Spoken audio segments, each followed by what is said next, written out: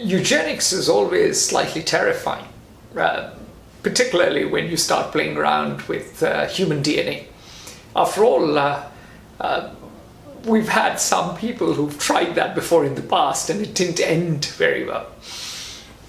So what are we concerned about when we talk about eugenics? Well, on the one hand, a lot of people might say that, look, if we could make modifications, if we could play around with the DNA and avoid diabetes, and avoid heart attack, improve human health, elongate life, and generally cause people to live happier, fuller lives, that is wonderful. And the answer is, yeah, that sounds reasonable.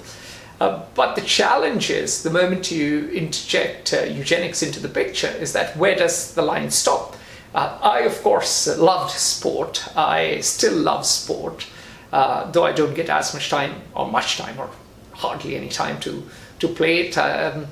And I would have loved to be taller, faster, stronger, particularly when I was younger. Now I'm more or less satisfied with my appearance. I'm bald and it's okay, I'm aging and that's okay, and I will die and that's okay too. But when I was younger, I certainly wanted to be taller, stronger, faster. And then if you as a parent want your child to be taller, faster, maybe not younger, but let's say you want him or her to have blue eyes, or you want him or her to have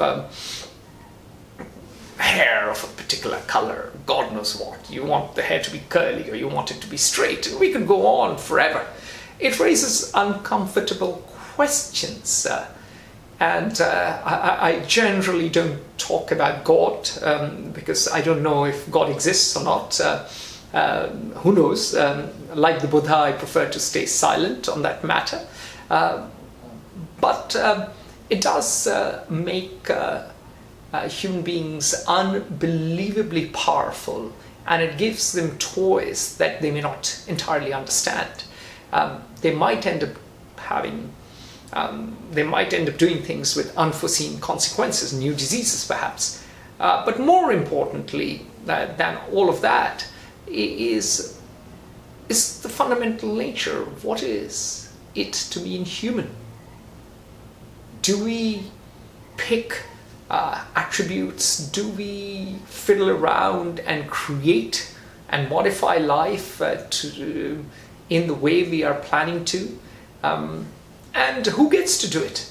Are we going to see, to use German words, Übermensch and Untermensch? The very word Uber, the fact that Uber is a company and uses the word Uber, tells you something about the age and tells you something about the sorts of people who live in Silicon Valley, who get blood transfusions to keep them younger, who want a cure to mortality, or they want immortality, who want all the power in the world and more, basically, who want to be the conventional idea of God. And that is a scary proposition, because on the one hand, there will be these Übermensch who will be able to be younger, taller, fitter, who will have these extraordinarily exquisite lives. And on the other hand, you will have Untermensch, and perhaps they will not even have enough to eat, and they will die. And that is why eugenics is a scary proposition. And that is why we need to think far more deeply and far more patiently about the tricky and thorny issues it raises. And that is why bioethics has to be rooted in our human experience and our philosophical past.